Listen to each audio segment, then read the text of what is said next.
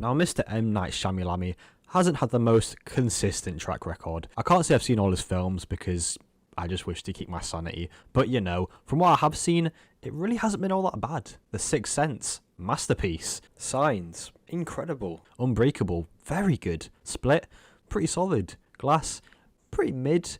Old, fucking Jesus Christ, I want to tear my eyes out. What the fuck is this? And now, Knock at the Cabin. A film that I put off seeing because I wasn't sure if I wanted to endure another Shyamalan film after my previous traumatic experience. But here we are. I saw it, and what did I think? Well, let's see. So the film takes place in a cabin in the woods. Fuck, remember that movie? Oh man, did that film take a turn? Did it take a turn? Anyway, back to the film. It takes place in a cabin where Andrew and Eric and their adopted daughter Wen have come for a chilled out trip away from home in the centre of nature, only to be greeted by four mysterious strangers who tell them that the world is going to end and that only the three of them have the power to stop it. Now, I remember seeing the trailer for this in the cinemas, and I was kind of intrigued by the premise, and the fact that we're only shown limited footage from what's clearly the first act of the film, but just moments later, in big bold letters, did it say, directed by M. Night Shyamalan Bing Bong, and my concerns began there. This guy made another film? Wow, I mean, really? Can this man really make another hit? I mean, is he not too far gone? Did his last film prove nothing? Does he even deserve another chance? Will the universe ever stop this man? But the real question is, did this film deliver? Well, what I will say is, thankfully, it is much better than his previous outing, and honestly, it wasn't too bad. Throughout the whole thing, I was very much curious and invested into what might happen and where the story will go, and given the premise, my mind was overrun with possibilities. Are these guys part of some cult? Are they genuinely just delusional? What if they are lying? What if they're telling the truth? What is the big twist at the end? Come on, Shyamalan, you love a good twist of the knob. What have you got hiding for us? Oh no, it just ends exactly how you expect it to. Damn, I mean, fair enough. So as for the film, I was expecting something a lot worse, I'll just put it that way, but what came of it was actually a pretty decent movie. It's no masterpiece or anything, but I wouldn't deem it a complete waste of time. It's just another Shyamalan film that once again intrigues you and has a certain aura about it that only Shyamalan can bring to life. All the actors delivered solid performances, with Dave Bautista and the couple being the standouts for sure. Bautista's character Leonard has a personality that's polar opposite to how he looks, and he tries his best to be as gentle and honest as possible, while doing what he must to ensure that the couple don't escape.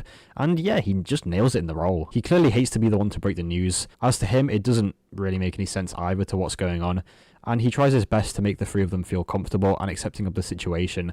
But I mean, you can't blame them for their reaction. You know, I wouldn't believe it either. The actors playing the couple are also fantastic too, and I fully believed that these guys were just stressed and frustrated that they had to be the ones in a scenario where they're being told something that they just have every right not to believe, and they have to do something unthinkable in order to stop it, especially with their kid in the room and not knowing what these strangers are capable of. It worries the shit out of them, and certainly would have added to an already uncomfortable situation. I also found the four strangers really interesting because you never really know if they're telling the truth or straight up just lying. So whenever they explain themselves or the situation at hand, I found it hard to take everything they said seriously because it did genuinely seem like a bit bullshit. I mean, you're made to be on the couple's side for most of the film, especially since Shyamalan Bing Bong loves a good twist, and the four strangers could easily be something much more. And it's fascinating how when one of them dies, they unleash a new plague on society. Just crazy stuff. Something I like that this film also did is ask questions that we were all thinking and actually answer them instead of just pass them off as if they don't matter, which a few too many films do for plot convenience nowadays. But some of the questions include,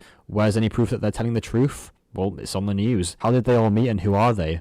They explain who they are and that they met online because they all shared a similar vision. It leads the audience member to second guess their suspicions that they're lying and gets you to believe more of what the four of them are saying to be true. And I just couldn't help but keep questioning my thoughts whenever more information got revealed. But I love when that kind of stuff happens, as it only makes you more curious about how things will end. Anyway, I've given the film its praise, so where does it fall short? Well, firstly, the ending was pretty much the most basic and predictable ending that the film could have had, and I really didn't expect it to be that simple. I'm not saying it was necessarily bad, but they kind of just do what they have to do, and all is well again. It's like I could have just watched the first 10 minutes or so, then the last 10 minutes, and basically had the exact same experience. But I mean, maybe the fact that there wasn't a big twist at the end is what makes this film unique. I don't know. Also, I kind of wish I cared more about the strangers, because the only one I really cared about was Leonard, and I just couldn't have really cared less about the others, to be honest. I was very much on the wavelength that the four of them were lying to some extent, and I guess they just each don't really have enough to do or say that convinced me to care about them on an individual level. We get to know their overall background and what they do for a living, if they have kids, etc.,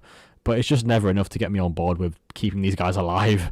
Maybe knowing later on that Redmond attacked the couple at a bar just years prior adds some layers, and it being such a crazy coincidence actually makes you think that the three of them that remain here are also here because of the past association, but in reality, they're just not. And I just wish the film delved a bit deeper into how Redmond was here and made it more than just a coincidence. Like, imagine he was legitimately there to attack the couple. Like, that would have scared the shit out of them, especially when, and it would have made the other three strangers seem even less legitimate than they currently are. You know, just a thought. Anyway, in the end, we got another pretty mid-tier Shyamalan film with nothing too crazy about it, other than the twist that there was no twist. And in all fairness, there were instances that spiked my interest and got me in on the plot at hand. I think with M. Night's films, even if it's not necessarily very good in hindsight, he still manages to keep your attention and spike your curiosity, because even if the premise is dumb or silly, there's always an ending that you're looking forward to, and so big up my man Shyamalami for keeping it up. But man, when is the next masterpiece? You know, we've been waiting for 20 years, my friend? Get back on form. So,